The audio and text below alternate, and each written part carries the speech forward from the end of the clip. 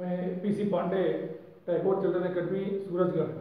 आपको ज्ञात है कि टैगोर चिल्ड्रन एकेडमी के द्वारा कॉन्टिन्यू ऑनलाइन क्लासेस जारी की जा रही हैं, जिसमें हमारे कुशल एवं अनुभवी शिक्षकों द्वारा शिक्षण कार्य जारी किया जा रहा है। आप वीडियोज को देखें, इसको लाइक करें और सब्सक्राइब करें। आज हम आपको संधारित्रों के संयोजन से संबंधित न्यूमेरिकल बताने जा रहे हैं। आज हम आपको संधारित्रों के संयोजन में तुल्यधारिता के बारे में बताएंगे, जबकि संधारित्रों की प्लेटों के बीच में परावर्तित पदार्थ भरे गए हों। जैसे कि इसमें पहला क्वेश्चन है, दर्शाए गए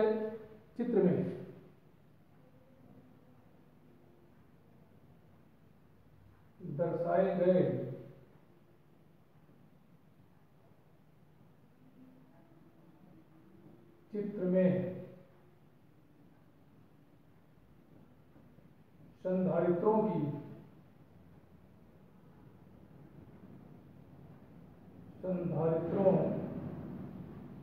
की धारिता गिनती है।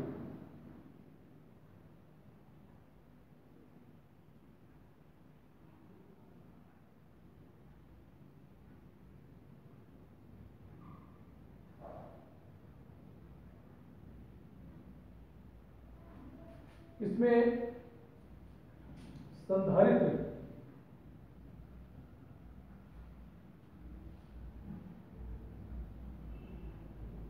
जिसमें संधारित्रों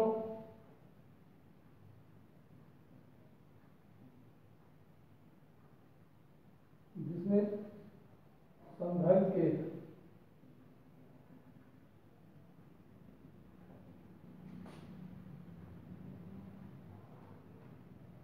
प्लेटों का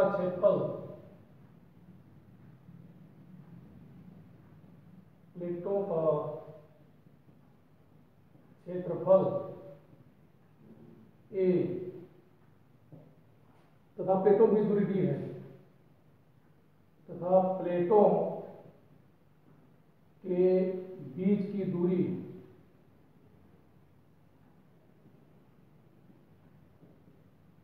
D है।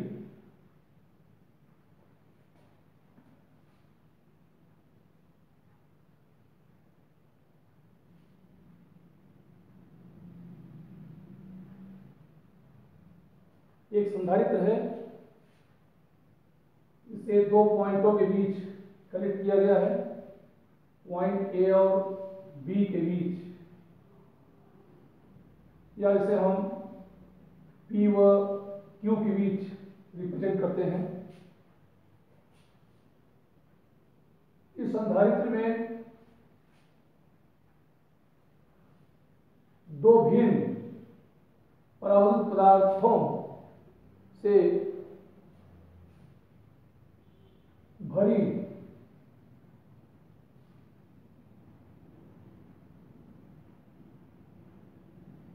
दो संधारित्र बन जाती हैं,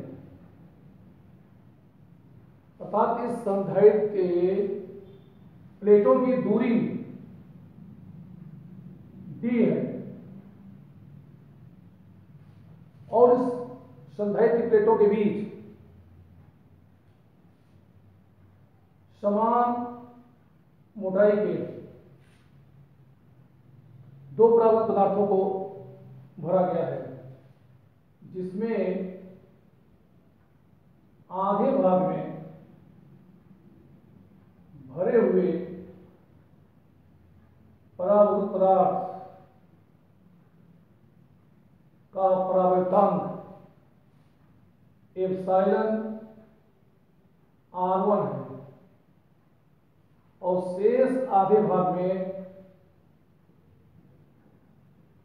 भरे हुए परावर्तित पदार्थ का परावर्तांक एप्सिलॉन R2। प्लेटों के बीच की दूरी D है और संधारित्र प्लेटों का क्षेत्रफल A है, लेकिन इसमें यहां देख रहे हैं कि इस संधारित्र के प्लेट के अनुप्रस्थ काट क्षेत्रफल दो भागों में बंट रहा है, अर्थात इस तरफ क्षेत्रफल a/2, इधर भी क्षेत्रफल a/2 हो जाता है। तो यहाँ संधारित्र की प्लेटों का अनुप्रस्थ काट क्षेत्रफल, अनुप्रस्थ काट दो समान भागों में बंट रहा है, इसलिए इस तरह का जो संयोजन है यह समांतर संयोजन होगा। समांतर संयोजन इसलिए होता है कि इसमें इस तरह को हम विभिन्न प्रकार से दर्शाएंगे।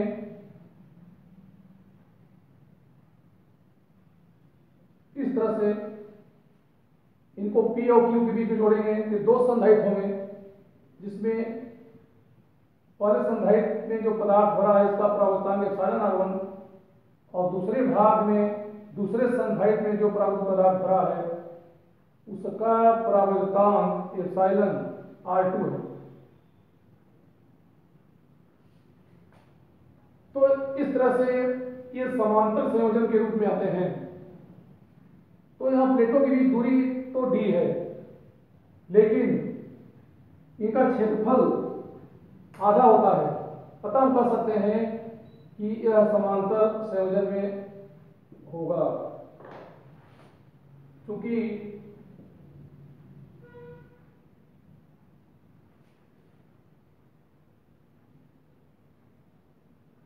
अनुप्रस्थ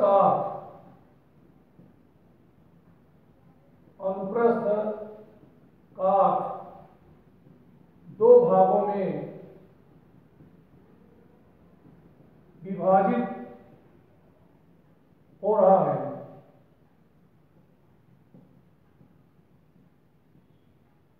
अतः संधारित्रों को समांतर क्रम में जोड़ा जाएगा। अतः संधारित्र समांतर क्रम में, समांतर क्रम में संयोजित होंगे।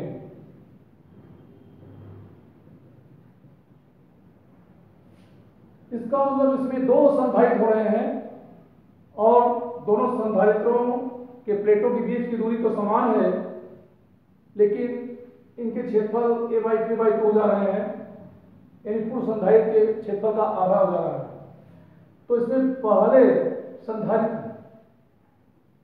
और दूसरे दोनों संधारित्रों जो पहली प्लेटें आ रही हैं वो एक बिंदु जुड़ रही है और दोनों के लास्ट प्लेट दूसरे बिंदु जुड़ रही है। तो पहले संधारित्र की धारिता को अगर हम C1 ले लें और दूसरे संधारित्र धारिता को C2, हम यह जानते हैं कि पराभूत पदार्थ से भरे हुए समांतर प्लेट संधारित्र की धारिता का सूत्र ε0A/d होता है। पराभूत पदार्थ से पूर्ण रूप से भरे हुए समांतर प्लेट संधारित्र की धारिता का सूत्र होता है ε0A/d, जहां A प्लेटों का क्षेत्रफल है, d प्लेटों की दूरी, εr प्लेटों के बीच भरे हुए पराभूत पदार्थ का परावर्तनांक है। तो सबसे पहले हम पहले संधारित्र की धारिता ज्ञात करते हैं। तो पहले संधारित्र की धारिता या C1 है, तो C1 इक्वल टू हो जाएगा εr1 ε0A/, लेकिन यहाँ पे क्षेत्रफल a/2 है, इसको हम नीचे लिखते हैं a/2 और नीचे आ गया यहाँ पे d, तथा दूसरे संधारित्र की धारिता C2 इज इक्वल, दूसरे संधारित्र में भरे हुए परावैद्युत पदार्थ का परावर्तनांक εr2 है, इसलिए इसकी धारिता εr2 ε0A/2d होगा, क्योंकि यहाँ भी प्लेट का क्षेत्रफल a/2 है। अब ये देख रहे हैं कि दोनों संधारित्रों की धारिता यानी C1 C2 का मान ज्ञात हो गया। क्योंकि ये दोनों संधारित्र समांतर क्रम में संयोजित हैं, इसलिए इनकी तुल्य धारिता, अतः तुल्य धारिता C is equal C1 plus C2 या C इज इक्वल, इसकी वैल्यू रखते हैं εr1 ε0A/2d epsilon R2 epsilon not A by 2D। अब ये देखते हैं कि इन दोनों में से, इन दोनों पदों में epsilon not A by 2D common क्यों में प्राप्त होता है। तो epsilon not A by 2D को कॉमन लेते हैं, शेष क्वांटिटी जो बचती है ब्रैकेट में वो epsilon R1 plus epsilon R2 के रूप में प्राप्त होता है। तो यही समांतर प्लेट संधारित्र की तुल्य धारिता हो जाती है। तो इस तरह ज्ञात होता है कि यदि संधारित्र की प्लेटों के बीच में दो या दो से अधिक पराभूत पदार्थ भरे हों और उसमें प्लेट का क्षेत्रफल विभाजित हो रहा है, प्लेटों के बीच दूरी तो समान रहे, लेकिन अगर प्लेटों का क्षेत्रफल बढ़ रहा है, प्लेटों का क्षेत्रफल विभाजित हो रहा है, तो संधारित्रों की तुल्य धारिता ज्ञात करने के लिए इन्हें हम समांतर क्रम में समित करते हैं। इसी प्रकार दूसरा क्वेश्चन है,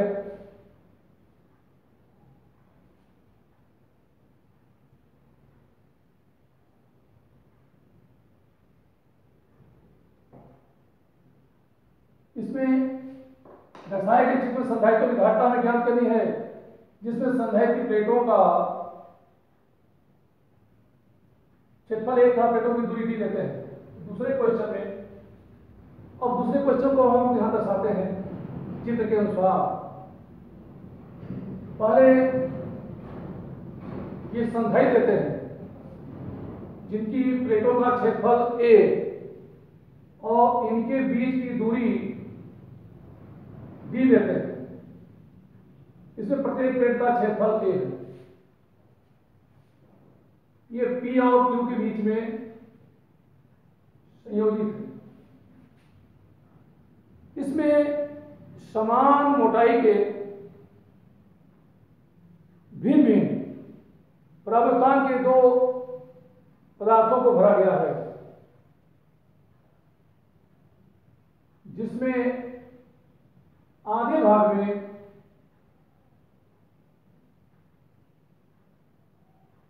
भरे हुए पराभूत पदार्थ का परावर्तांक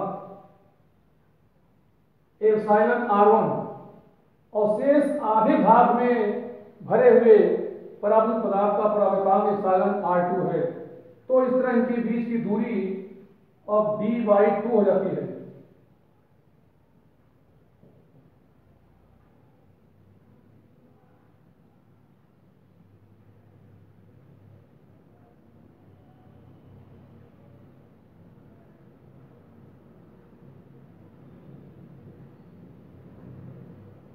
तो इस तरह अब संधारित्र के प्लेटों के बीच दो भिन्न परावर्तांक वाले पदार्थों को भरा गया है, जिसमें पहले पदार्थ का परावर्तांक एप्सिलॉन R1 और दूसरे पदार्थ का परावर्तांक एप्सिलॉन R2 लेते हैं। तो पहले पदार्थ का परावर्तांक एप्सिलॉन R1 है और दूसरे पदार्थ का परावर्तांक एप्सिलॉन R2 है। तो यहां देख रहे हैं कि अब यहां दो संधारित्र हो गए, अर्थात यह दो संधारित्रों का संयोजन हुआ, जिसमें इनके संधारित्र के प्लेटों के क्षेत्रफल तो समान होंगे, लेकिन इनकी दूरी वो आधी हो रही है। यहां पे देख रहे हैं कि इनके बीच की दूरी बढ़ रही है।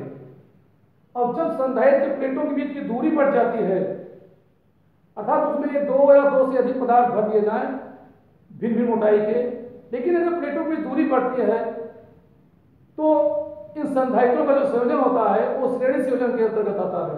तो इनको हम श्रेणी संयोजन में लेते हैं और उनको इस प्रकार हम दर्शा सकते हैं, जैसे इस तरह से संधारित्र ले लेते हैं। संधारित्र P और Q ये श्रेणी क्रम स्थित हो गए, जिसमें आधे भाग में भरा हुआ पराभूत पदार्थ का परावर्तांक एप्सिलॉन R1 और से दूसरे का परावर्तांक एप्सिलॉन R2 है। अब यहां देख रहे हैं कि पहले संधारित्र की लास्ट प्लेट दूसरे संधारित्र की पहली प्लेट से अटैच है। पहले संधारित्र की धारिता अगर हम मान लें C1 और दूसरे की धारिता ले लें C2, तो पहले संधारित्र की लास्ट प्लेट दूसरे की फर्स्ट से जुड़ी हुई है। तो इस तरह ये श्रेणी संयोजन में होंगे, क्योंकि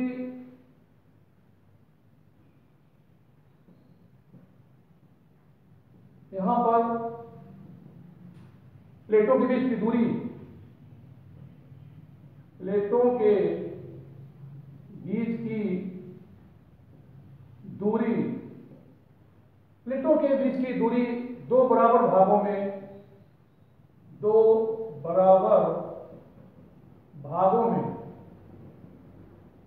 विभाजित हो रही है। दो बराबर भागों में विभाजित हो रही है। अतः संधारित्र श्रेणी क्रम संयोजन में होंगे। अतः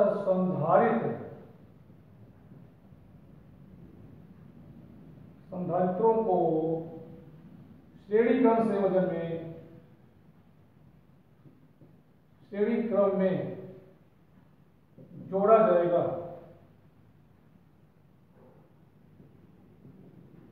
तो यहां पे संधारित्रों को श्रेणी क्रम में संयुक्त करेंगे। तो पहले संधारित्र की धारिता ले लेते हैं C1 और दूसरे की धारिता C2। और यह जानते हैं कि जब संधारित्र प्रभुत्व आधार से पूर्ण से भरा होता है तो उसकी धारिता का सूत्र होता है C = epsilon R epsilon not A by D। इस सूत्र का सहारा लेते हैं तो पहले संधारित्र की जो धारिता C1 है, C1 की वैल्यू होगी epsilon R1 epsilon not A by D by 2। तो D by 2 है क्योंकि यहाँ पर प्लेटों की जो बीच की दूरी है वो दो भाग में बढ़ रही है। तो पहले संधारित्र के बीच की दूरी D by 2 और दूसरे संधारित्र के बीच की दूरी भी D by 2 होगी। तो जो यहाँ नया जो बीच की जो नई जो दूरी हो रही है वो D by 2 हो रही है। तो हम यहाँ पे D के स्थान D by 2 लिखते हैं, दो ऊपर ले जाते हैं। या C1 = epsilon R1 epsilon not A by D होता है। इसी प्रकार दूसरे संधारित्र की धारिता C2 = इसको भी लिखेंगे epsilon R2 epsilon not A by D by 2।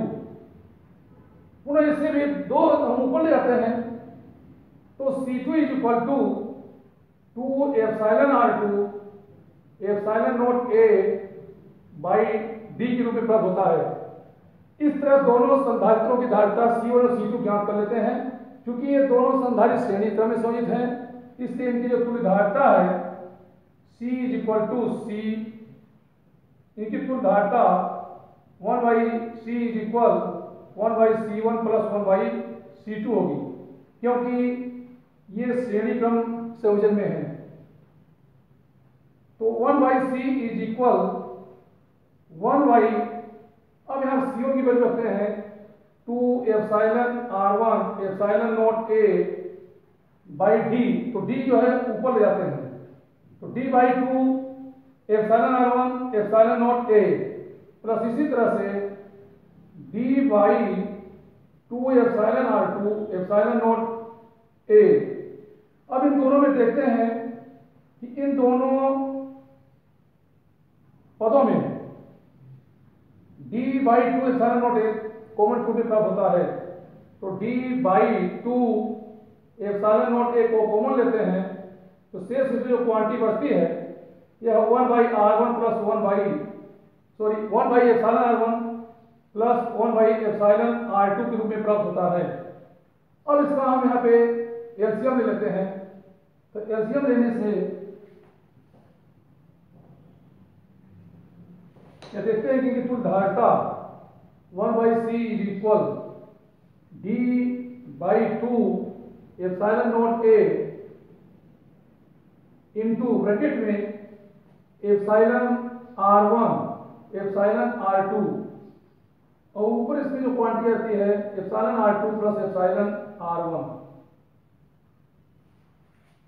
ये तो वैल्यू 1/C की होती है।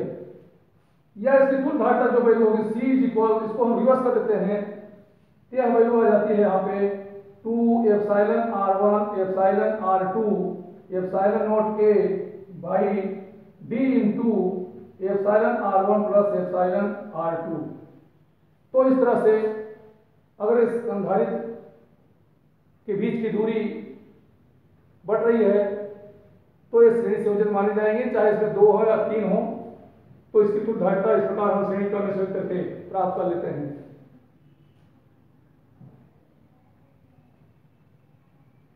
इसी तरह संधारित्रों के संयोजन का एक अन्य उदाहरण बताते हैं।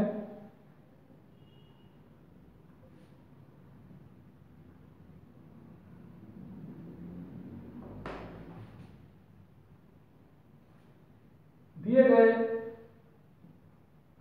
चित्र में दर्शाए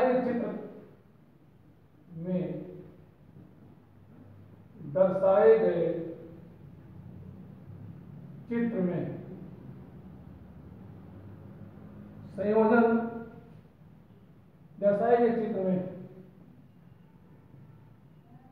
संयोजन के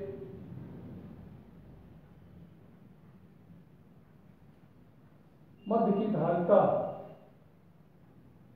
दर्शाए गए चित्र में संयोजन के मध्य की धारिता ज्ञात कीजिए।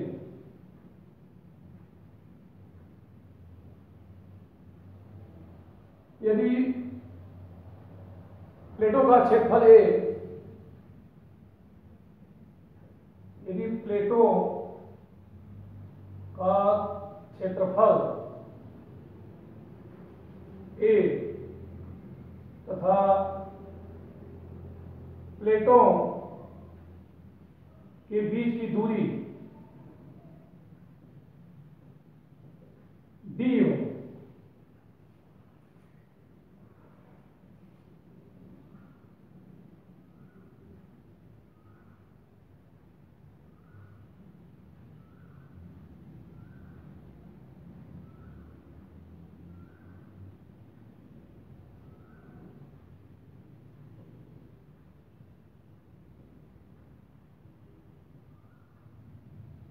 इसमें बिंदु P और Q के बीच में संधारित्र प्लेटों का संयोजन किया गया है। ये पहले बता चुके हैं कि जब संधारित्रों के संयोजन में कुल धारिता ज्ञात करते हैं तो हम मान चलते हैं कि संधारित्रों को जिन 2 बिंदुओं के बीच में संयोजित किया गया है वह बिंदु किसी सेल से संयोजित हैं, अर्थात किसी विद्युत स्रोत से संयोजित हैं। तो उनमें एक तरफ की जो प्लेट होती है वो धनात्मक, दूसरे की ऋणात्मक होती है। तो यहाँ देखते हैं कि अगर हम P को पॉजिटिव और Q को निगेटिव रूप में लेते हैं तो इसमें प्रत्येक संधारित्र की प्लेट का क्षेत्रफल A होगा और इनके बीच की दूरी O D होती है। तो प्रत्येक संधारित्र के प्लेट के बीच की दूरी इसमें D है। तो इस तरह इसमें 3 संधारित्रों का संयोजन होता है। अब ये देखते हैं कि प्रत्येक संधारित्र में इसमें एक प्लेट इसकी धनात्मक और दूसरी ऋणात्मक होती है, क्योंकि एक प्लेट पे पॉजिटिव और एक पर नेगेटिव चार्ज होता है। तो ये पहले संधारित्र हो गई, पहले संधारित्र में इसकी एक प्लेट पॉजिटिव दूसरी नेगेटिव, दूसरे संधारित्र की एक प्लेट पॉजिटिव दूसरी नेगेटिव, इसी तरह तीसरे संधारित्र की एक प्लेट पॉजिटिव नेगेटिव होती है। तो यह ज्ञात होता है कि इनमें 3 संधारित्र संयोजित हैं, अर्थात यह 3 संधारित्रों का संयोजन है और इसमें तीनों संधारित्र श्रेणी क्रम में समांतर क्रम में होंगे, क्योंकि तीनों संधारित्रों की एक प्लेट पॉजिटिव और दूसरी नेगेटिव है। इससे क्या होता है कि तीनों संधारित्रों की एक प्लेट को एक बिंदु पर, तीनों की दूसरी प्लेट को दूसरे बिंदु पर संयोजित किया गया है। तो इस तरह का जो संयोजन है इसे हम निम्न प्रकार से दर्शा सकते हैं। यह समांतर संयोजन के अंतर्गत आता है। तो P और Q के बीच में ये 3 संधारित्र इसमें होते हैं, अर्थात यह 3 संधारित्रों का संयोजन है। पहले संधारित्र धारिता C1, दूसरे की C2 और तीसरे की C3 देते हैं और इनको वायु संधारित्र कहेंगे क्योंकि इनके प्लेटों के बीच में कोई पदार्थ उपस्थित नहीं है। तो यहां हम जानते हैं कि वायु संधारित्र की जो धारिता होती है C equal to epsilon not A by D होती है। तो इस तरह परिसंधारित्र की धारिता ज्ञात करते हैं। परिसंधारित्र धारिता C1 is equal epsilon not A by D। इसी प्रकार दूसरे संधारित्र की धारिता C2 equal to epsilon not A by D तथा तीसरे संधारित्र की धारिता C3 equal to epsilon not A by D लेते हैं। क्योंकि इसमें प्रत्येक प्लेट का क्षेत्रफल A है, प्रत्येक प्लेट का क्षेत्रफल A है जो समान है, इनके बीच की दूरी भी समान है, इसलिए इनकी धारिताएं समान हैं। अब ये चूंकि समांतर क्रम में संयोजित हैं तो कुल धारिता C equal to C1 plus C2 plus C3 से लेते हैं। तो यहाँ पर C is equal epsilon not A by D plus epsilon not A by D plus epsilon not A by D। फिर यहाँ देखते हैं कि ये तीनों समान है, इसलिए इनको सीधे हम संयुक्त करके भी लेते हैं। तो कुल धारिता C equal to 3 epsilon not A by D के रूप में हमें प्राप्त होती है। तो इस तरह के भी क्वेश्चन आते हैं, तो आपको इस तरह ध्यान देना है। ऐसे भी क्वेश्चन आपको तैयारी करने हैं, विशेष करके कॉम्पिटिशन एग्जाम में तो आते ही हैं। अब हम आपको नए क्वेश्चन में बताएंगे जिसमें 5 संधारित्रों का संयोजन हो। इसके पहले आपको 3 संधारित्रों और 4 संधारित्रों के संयोजन के बारे में बताया जा चुका है।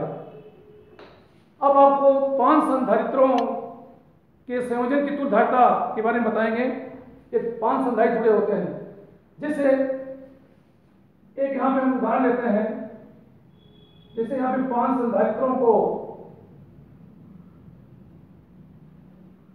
एक समानांतर चतुर्भुज की चारों भुजाओं से संयोजित किया गया है। इसे बिंदु A और B के बीच में संयोजित करते हैं। यहां पर इसको हम मान लें कि A, B, C और D, अर्थात A और C के बीच में ये 4 संधारित्र में संयोजित हैं। इनकी धारिता जैसे C1, C2, C3 और C4 ले लें और एक B और D के बीच में संधारित्र संयोजित करते हैं जिसकी धारिता C5 ले लें। 5 संधारित्रों का जहां संयोजन आता है वहां पर समान रूप से जो आईसीएसई बोर्ड में यानी 12वीं लेवल में जो क्वेश्चन पूछे जाते हैं वो विट्गेस्टोन सेट के सिद्धांत पर आधारित होते हैं। तो जहां 5 संधारित्रों का संयोजन होता है वहां पर हम एक संतुलित सेतु लेते हैं। आगे हम आपको बताएंगे विट्गेस्टोन सेतु का सिद्धांत। विट्गेस्टोन वैज्ञानिक है, उन्होंने अध्ययन किया था, 4 प्रतिरोधकों का एक ऐसा संयोजन तैयार किया था जिसमें अगर 3 का मान ज्ञात हो, चौथे का मान ज्ञात किया जा सके, तो प्रतिरोधकों के उस संयोजन को विट्गेस्टोन सेतु कहा गया।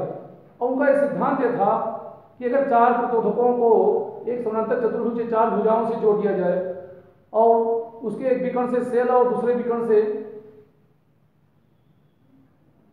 एक 4 प्रतिरोधकों PQRS को लेकर के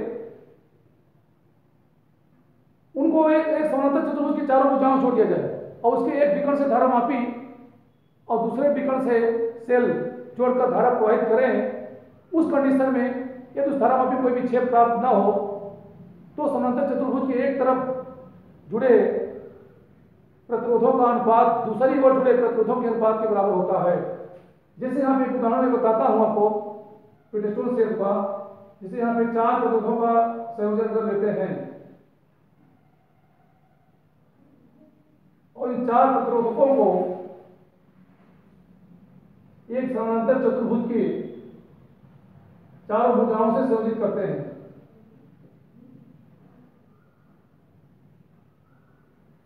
तो PQRS मानों के 4 प्रतिरोधकों को समानांतर चतुर्भुज ABCD से संयोजित कर देते हैं।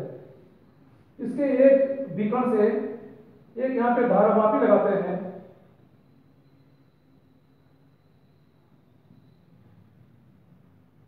और दूसरे विकर्ण से एक विकर्ण BD से तो धारामापी जोड़ते हैं, दूसरे विकर्ण से इसमें एक सेल का संयोजन कर देते हैं। यहाँ पर K1 को हम सेल कुंजी बोलते हैं, सेल की, और ये G की है, गैल्वेनोमीटर से कनेक्ट है। K1 K2 इन कुंजियों को अगर बंद कर दिया जाए, बंद करके धारा प्रवाहित करते हैं, तो धारा यहाँ से आई आने पर ये दो ब्रांच बढ़ जाती है। अगर ये I1 धारा ये से चल करके आई धारा बिंदु को पहुंचती है, दो ब्रांच बढ़ती है, दो शाखा में। इस शाखा में धारा I1 जाती है, इसमें I2।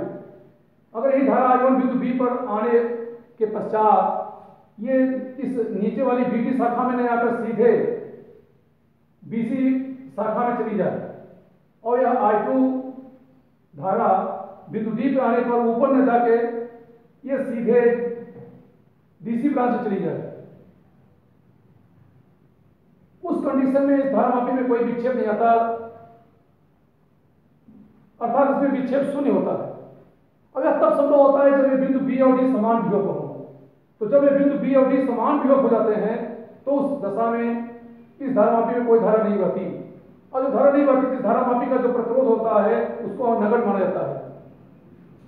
तो हिटस्टोन ने बताया था कि अगर PQRS चार प्रतिरोधकों को किसी समानांतर चतुर्भुज के चारों भुजाओं से संयोजित कर दिया जाए और इसके एक विकर्ण से धारामापी और दूसरे विकर्ण से सेल को जोड़कर धारा प्रवाहित करने के पश्चात यह धारामापी में विक्षेप शून्य हो, इसमें कोई विक्षेप न आवे, तो समानांतर चतुर्भुज के एक तरफ संलग्न भुजाओं में जुड़े प्रतिरोधों का अनुपात दूसरी तरफ संलग्न भुजाओं में जुड़े प्रतिरोधों के अनुपात के बराबर होता है, अर्थात P/Q = RS, यानी इन दोनों प्रतिरोधों का अनुपात इन दोनों प्रतिरोधों के अनुपात के बराबर होगा। लेकिन यह कंडीशन तभी लागू होती है जब इस BT शाखा में धारा प्रवाहित न हो। या दूसरे शब्दों में भी कह सकते हैं कि अगर इस विकर्ण में BT विकर्ण में कोई धारा प्रवाहित नहीं हो रहा है, तो एक तरफ प्रतिरोधों का अनुपात दूसरी तरफ प्रतिरोधों के अनुपात के बराबर होगा। और यही कंडीशन संधारित्रों के संयोजन में भी लागू होता है। तो यहां पे देखते हैं कि अगर C1 और C2 इन दोनों संधारित्रों की धारिताओं का अनुपात, इन C1 C2 का अनुपात अगर C3 और C4 के अनुपात के बराबर है, तो ये बीच वाले संधारित्र में धारा का प्रवाह नहीं होता है, अर्थात इसमें कोई चार्ज फ्लो नहीं होगा। अगर C1/C2 = C3/C4 प्राप्त होता है, यानी इन दोनों संधारित्रों की धारिताओं का अनुपात इन दोनों संधारित्रों के धारिताओं के अनुपात में है, तो ये बीच वाले संधारित्र में आवेश का प्रवाह नहीं होगा, क्योंकि बिंदु B और D समान विभव होंगे। अगर बिंदु B और D समान विभव होते हैं, तो इस बीच वाले विकर्ण में अर्थात इस C5 धारिता वाले संधारित्र में आवेश का प्रवाह नहीं होगा, तो इसको नगण्य मानते हैं, क्योंकि जिस संधारित्र में प्रतिरोध में चार्ज फ्लो नहीं होता है, करंट फ्लो नहीं होती है, उसको नेग्लिजिबल माना जाता है। तो B D बिंदु समान विभव होने से इसमें आवेश का प्रवाह नहीं होगा, इसलिए इसकी धारिता नगण्य मानी जाएगी। अब इसकी धारिता अगर हम नगण्य मान लेते हैं, तो उस कंडीशन में क्या होगा, इसको अपने दिमाग से हम भूल जाते हैं कि अब B और D के बीच में जुड़ा ही नहीं है। फिर जो दो बचते हैं इस तरफ, ये दोनों आपस में ये श्रेणी क्रम में रहते हैं। तो C1 C2 यहाँ पर श्रेणी क्रम हो जाएंगे, क्योंकि इसकी लास्ट के फर्स्ट प्लेट से संयुक्त है। उसी तरह C3 और C4 भी ये श्रेणी क्रम हो जाते हैं। तो पहले ऊपर और नीचे के को श्रेणी क्रम में संयोजित कर लेते हैं, फिर लास्ट में समांतर संयोजन कर लेते हैं। तो इस तरह 5 संधारित्रों का संयोजन का आप एक एग्जाम्पल आपको बता रहे हैं।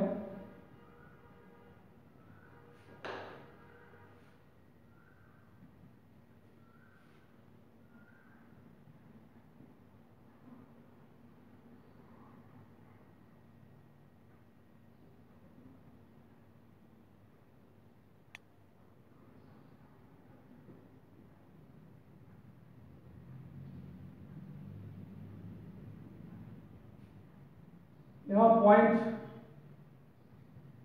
ए व सी के बीच 5 संधारित्रों का संयोजन किया गया है।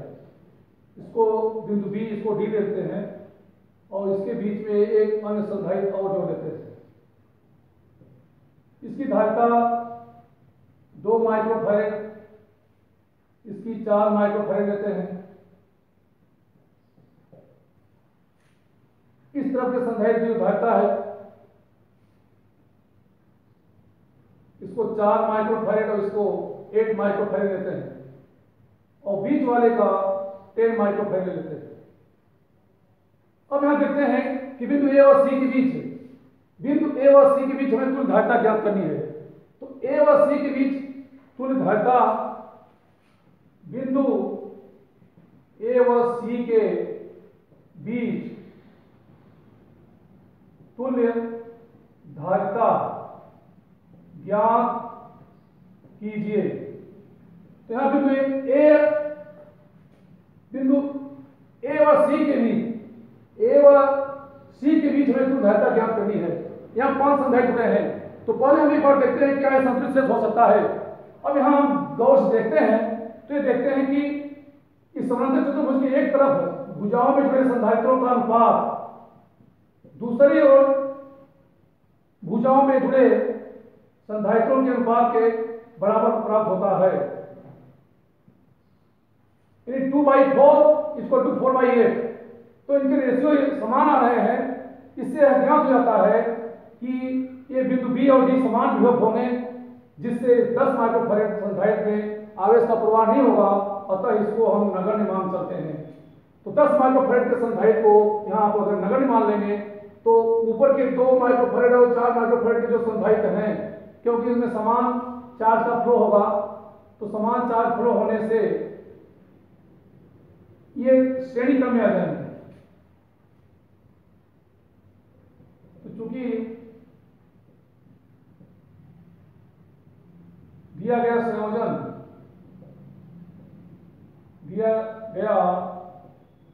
संयोजन एक संतुलित सेतु के रूप में है, संतुलित सेतु के रूप में है। अतः BD के बीच, बी और डी के बीच संधारित्र की धारिता को नगण्य मानते हैं। तो बी और डी के बीच जुड़े संधारित्र धारिता को नगण्य मानते हैं। तो इस तरह से इसका संयोजन इस प्रकार से फिर हो जाता है।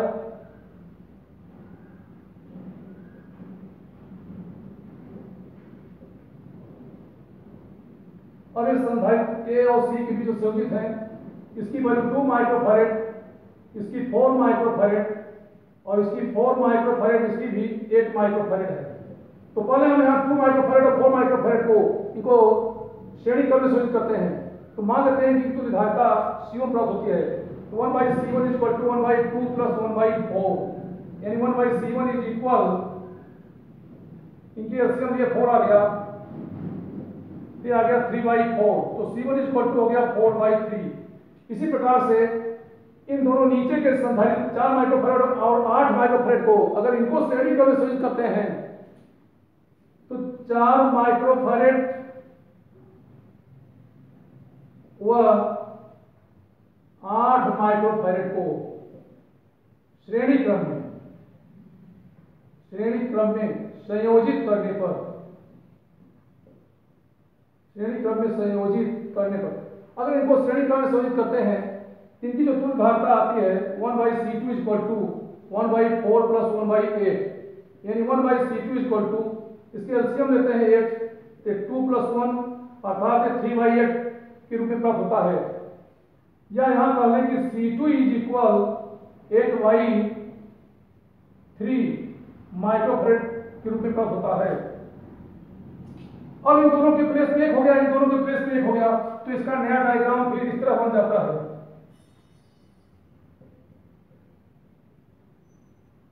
अब ए और सी के बीच में हो गए, तो ऊपर तो 4/3 माइक्रोफैरेड और नीचे का 8/3 माइक्रोफैरेड। अब ये दोनों संधारित्र समांतर क्रम में संयोजित हो जाते हैं। तो समांतर क्रम से होते हैं, इनकी तुल्य धारिता C equal to C1 plus C2 से ज्ञात करते हैं। तो C इज इक्वल 4/3 प्लस 8/3, यानी ये हो जाएगा 12/3, यानी इसकी वैल्यू आ गई 4। तो इस तरह से तुल्य धारिता की जो वैल्यू की प्राप्त होती है यह 4 माइक्रोफैरेड आती है। तो इस तरह आपको यह ध्यान देना है कि अगर 5 संधारित्रों का संयोजन है तो एक बार उसको यह ध्यान दीजिए क्या है संतुलित शेष हो सकता है। संतुलित शेष तब माना जाएगा जब एक तरफ भुजाओं में जुड़े संधारित्रों के धारिताओं का अनुपात दूसरी तरफ भुजाओं में जुड़े संधारित्रों के अनुपात के बराबर है, तो बीच वाले विकर्ण के अंतर्गत जो संधारित होती है उसकी धारिता को हम नगण्य मान लेते हैं। तो एक तरफ के संधारित्र को श्रेणी क्रम में, दूसरे तरफ संधारित्र को श्रेणी क्रम में संयोजित कर लेते हैं, पुनः अंत में उनको हम समांतर क्रम में संयोजित कर लेते हैं। Thank you.